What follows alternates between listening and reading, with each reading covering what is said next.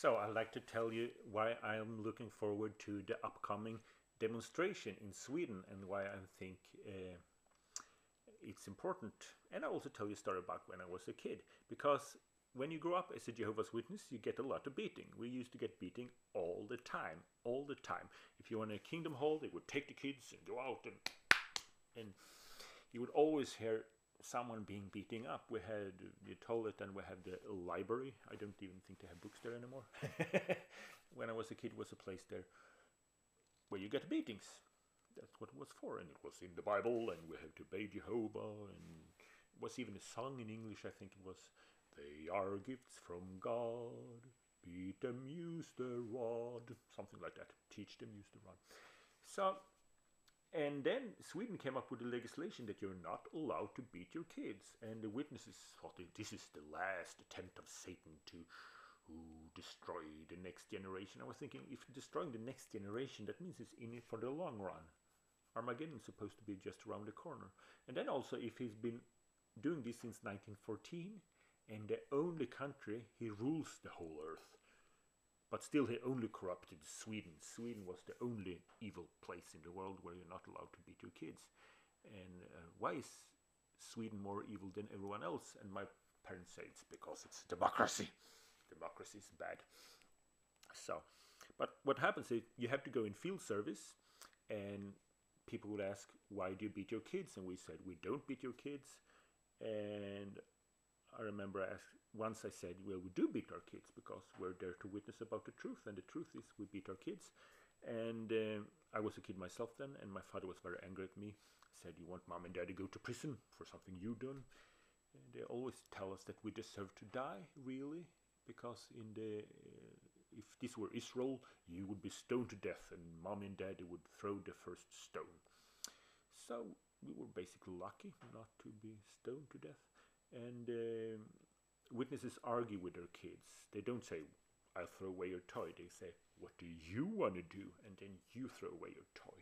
And I remember my parents talking to me, say, if Jehovah says that we should beat our kids to save their life, and Satan says that you should not beat your kids, and the kids will die, you think we should serve Jehovah or Satan? I said, Jehovah. So you didn't get a beating until you asked to get a beating. So there's something wrong with this gimbal. I think it came in the same package as a Smurf or something, living its own life. So anyway, so the society found out they might lose money, because when we're telling people to beat their kids and the law says you shouldn't beat your kids, the kids can sue us. And then they start talking about it, but they all started talking about it globally. So while the legislation not beating kids started spreading from Sweden to Scandinavia and to other countries, the witnesses came up with this idea that, well, rod doesn't mean rod. I remember they said in the meeting, if someone asks us in the territory, do you beat your kids? You shouldn't, it's a yes or no question, but you shouldn't say yes, you shouldn't say no, you should just change the subject and say, well, the Bible word rod might be interpreted blah blah blah. So you're changing the subject, say something else, and then the elders said, but we all know what the true meaning of rod is. So, but the society stopped talking about beating the kids due to they were afraid of being sued, while the witnesses themselves were walking around saying that rod means something nice.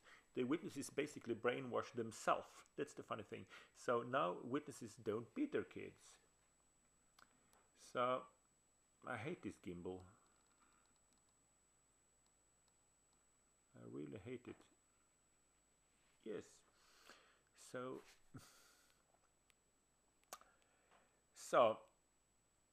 in Sweden you have freedom of speech. You can say whatever you want, but there are some limitations. You can't sell military secrets, and you can't say whatever you want to a child. And you can't show them any movie. Obviously, you can't show hardcore pornography to a child, stuff like that. And there's something called R-rated movies, and the society don't care about that. They just show it anyway. And the thing they show at the convention should be R-rated, and it's actually worse than R-rated, because if a child see a violent movie, the parents will say, it's not real, it's just a film. But when you're a Jehovah's kid, Armageddon is real. You dream nightmares about it, and they tell you about it. I remember I was so scared every time I saw a police car. My parents always told me, especially my mother, that soon the police would come and arrest us, and they would take a saw, torture us. And I said, "What's torture?" And she said, "You know, they take a saw and they start cutting off your fingers, and then when they cut off the fingers, they cut off the feet and the arms and the legs, and hello again, and stuff like that." So those stories are real. So the bunker video is real. They're surrounded by, and also harmful. You learn to be afraid of people. I was afraid of the police. I was afraid of the janitor because I had this key. So I thought, you know, one of these key goes to the torture chamber where they would torture us. I was really afraid of the janitor at school. Not because I was a bad guy, because my parents told me there was a torture chamber in school, that we would be tortured. Stuff like that. So it's really evil. But now some nice apostate sisters, they went and filmed what the society did. Because if we will, you know, press charges against the society for breaking this law, they do something called theocratical warfare and basically lying. So they would just say, "We never showed films at our convention." Or they'll say, "There are no minors present at our convention." So they actually had to go to the convention to prove an obvious fact, so the society could have no way of lying. So they filmed that the society showed the films and showed that there were children present, and they pressed for charges. And so the guy in charge of it, on the convention, he will actually be in court explaining why he broke the law. And maybe nothing come out of that. I have no grudge against him personally, of course. But the good thing come out of that is the society find out 15 years from now, those toddlers can sue us because we're breaking the law. And that means us losing money. So giving children nightmare and brainwash them with a fear-based cult, stealing their childhood, they're okay with that, but they're not okay with losing money. So the society, I'm pretty sure they will try to find out something,